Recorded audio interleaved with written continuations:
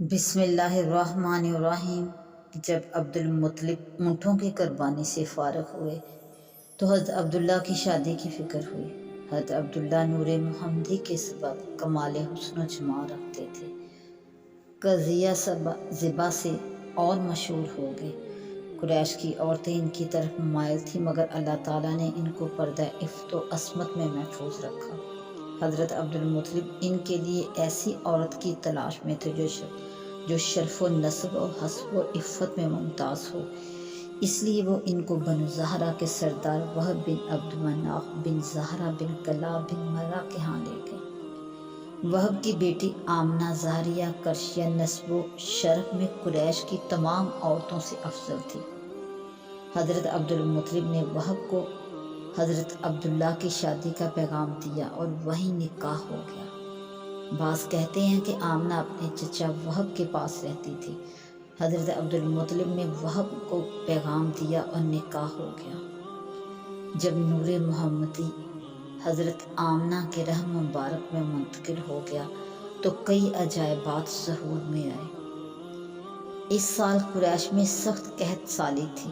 اس نور کی برکت سے زمین پر جا بجا رویدگی کی مخملی چادر نظر آنے لگی۔ درختوں نے اپنے پھل جھکا دیے اور مکہ میں اس قدر فراخ سالی ہوئی کہ اس سال کو سنۃ الفتح والا سال کہنے لگے۔ قریش کا ہر ایک منظر فصیح عربی زبان میں حضرت آمنہ کے حمل کی خبر دینے لگا۔ بادشاہوں کے تخت اور بت اوندے گر پڑے۔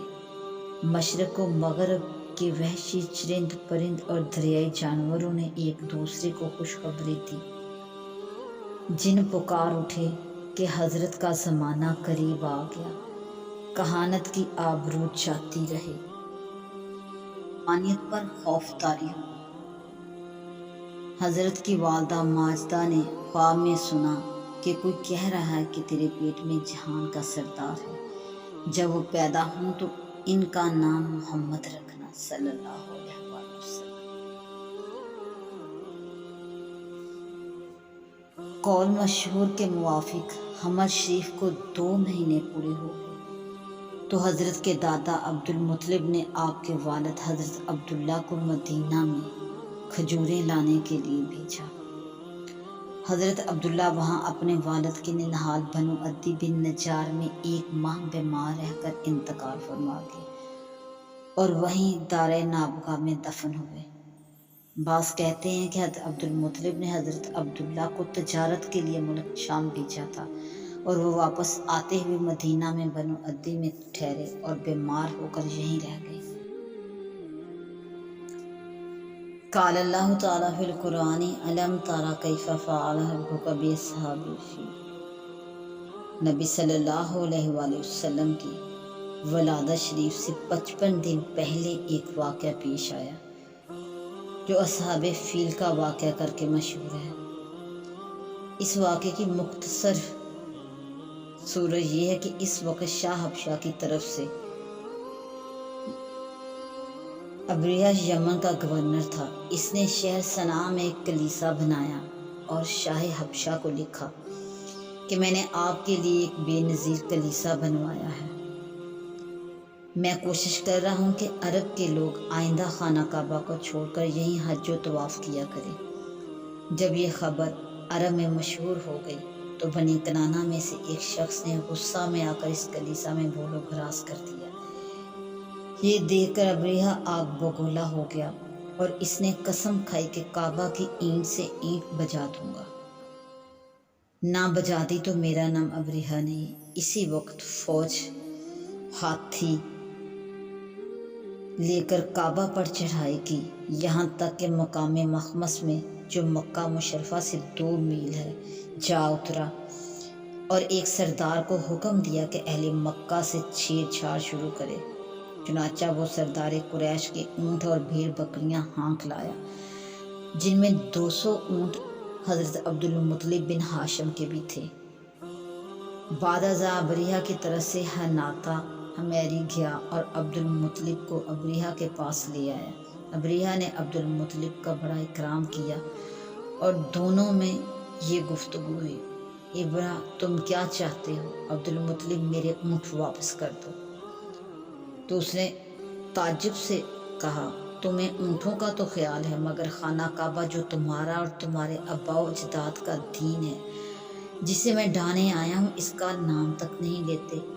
تو حضرت عبد المطلب نے عرض کیا میں اونٹوں کا مالک ہوں، خانہ کعبہ کا مالک اور ہے، اور وہ اپنے گھر کو بچائے گا۔ ابریہ خانہ کعبہ مجھ سے بچ نہیں سکتا۔ تو حضرت عبد المطلب نے جواب دیا پھر تم جانو اور ہو۔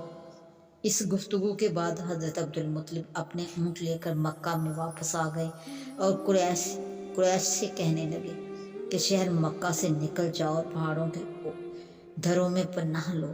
یہ کہہ کر خود چند آدمیوں کو ساتھ لے کر خانہ کعبہ میں گئے اور دروازے کا حلقہ پکڑ کر یوں دعا کی، اے اللہ، بندہ اپنے گھر کو بچایا کرتا ہے، تو بھی اپنا گھر بچا۔ ایسا نہ ہو کہ کل کو ان کی صلیب اور ان کی تدبیر تیری تدبیر پر غالب آ جائے۔ اگر تو ہمارے قبلہ کو ان پر چھوڑنے لگا ہے تو حکم کر جو چاہتا ہے۔ ادھر عبد المطلب یہ دعا کر کے اپنے ساتھیوں سمیت پہاڑوں کے دھرے میں پناہ گزین ہوئے۔ ادھر صبح کو ابریہ خانہ کعبہ کو ڈھانے کے لیے فوج اور ہاتھی لے کر تیار ہوا۔ جب اس نے ہاتھی کا منہ مکہ کی طرف کیا تو وہ بیٹھ گیا۔ بہت آنکھ مارے مگر نہ اٹھا۔ آخر مکہ کی طرف سے اس کا منہ موڑ کر اٹھایا تو اٹھا اور تیز بھاگنے لگا۔ غرض جب مکہ کی طرف اس کا منہ کرتا تو بیٹھ جاتا اور کسی دوسری طرف کرتا تو اٹھ کر بھاگتا۔ اسی حال میں اللہ تعالیٰ نے سمندر کی طرف سے ابابیلوں کے غول بھیجے، جن کے پاس کنکریاں تھیں، ایک چونچ میں اور دو دو پنجوں میں۔ انہوں نے کنکریوں کا مہ برسانا شروع کیا، جس پر کنکر گرتے ہلاک ہو جاتا۔ یہ دیکھ کر ابریہ کا لشکر بھاگ نکلا۔ اس طرح اللہ تعالیٰ نے اپنا گھر دشمن سے بچا لیا۔ اصحاب فیل میں دو طرح سے نبی کریم صلی اللہ علیہ وآلہ وسلم کی کرامت ظاہر ہے۔ ایک تو یہ کہ اگر اصحاب فیل غالب آتے تو وہ نبی کریم صلی اللہ علیہ وآلہ وسلم کی قوم کو قید کر لیتے اور غلام بنا لیتے۔ اس لیے اللہ تعالیٰ نے اصحاب فیل کو ہلاک کر دیا تاکہ اللہ کے حبیب پاک حمل و طفولت کی حالت میں اسیری اور غلامی کا دبا نہ لگے۔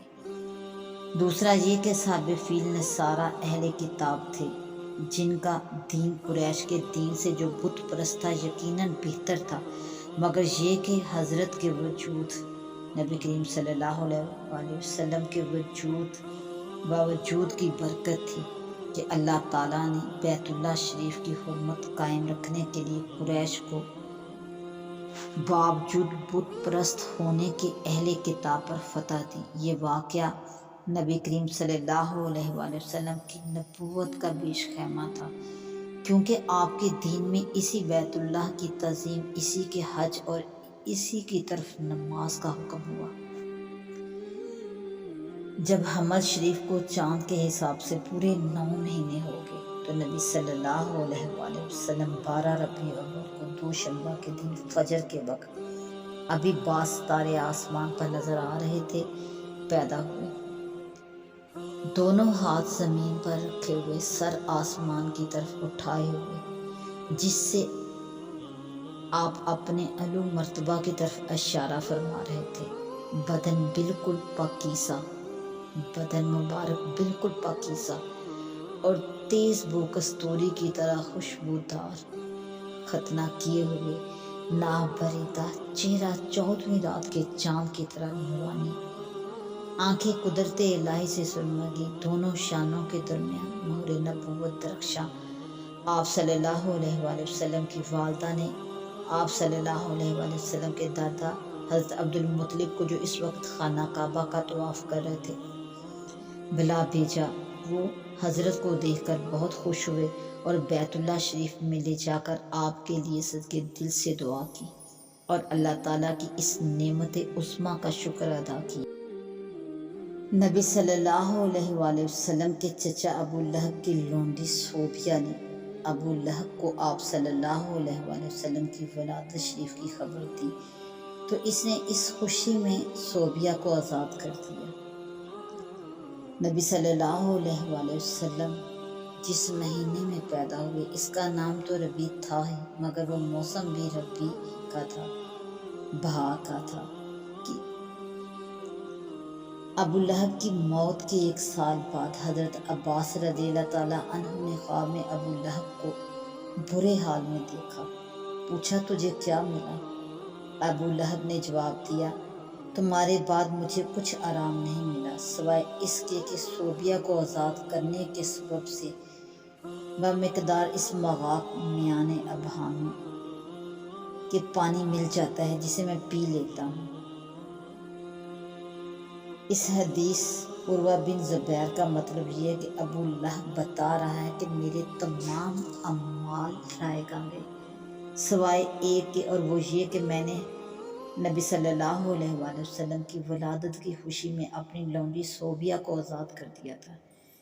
اس ایک عمل کا فائدہ باقی رہ گیا، اور وہ یوں کہ اس کے بدلے ہر 2 شنبہ کو ابہام و سبابہ کے درمیانی مغاں کی مقدار مجھے پانی مل جاتا ہے جسے میں انگلیوں سے چوس لیتا ہوں اور عذاب میں تخفیف ہو جاتی ہے۔ یہ حضور صلی اللہ علیہ وآلہ وسلم کی خصوصیت سے، ورنہ کافر کا کوئی عمل فائدہ نہ دے گا۔ صلی اللہ علیہ وآلہ وسلم کی ولادت کے وقت غیب سے عجیب و غریب واقعات رونما ہو تاکہ آپ کی نبوت کی بنیاد پر جائے اور لوگوں کو معلوم ہو جائے کہ آپ اللہ تعالیٰ کے برگزیدہ و پسندیدہ ہیں۔ ستارے تعظیم کے لیے جھک کر آپ کے قریب آ گئے، ان کے نور سے حرم شریف کی پست زمین اور ٹیلے روشن ہو گئے۔ آپ صلی اللہ علیہ وآلہ وسلم کے ساتھ ایسا نور نکلا کہ مکہ مشرفہ کے رہنے والوں کو ملک شام کے قیس محل نظر آ گئے۔ شیاطین پہلے آسمانوں پر چلے جاتے اور کہانوں کو بعض مغیبات کی خبر دے دیتے تھے، اور وہ لوگوں کو کچھ اپنی طرف سے ملا کر بتا دیا کرتے تھے۔ اب آسمانوں میں ان کا آنا جانا بند کر دیا گیا اور آسمانوں کی حفاظت شہاب ثاقب سے کر دی گئی۔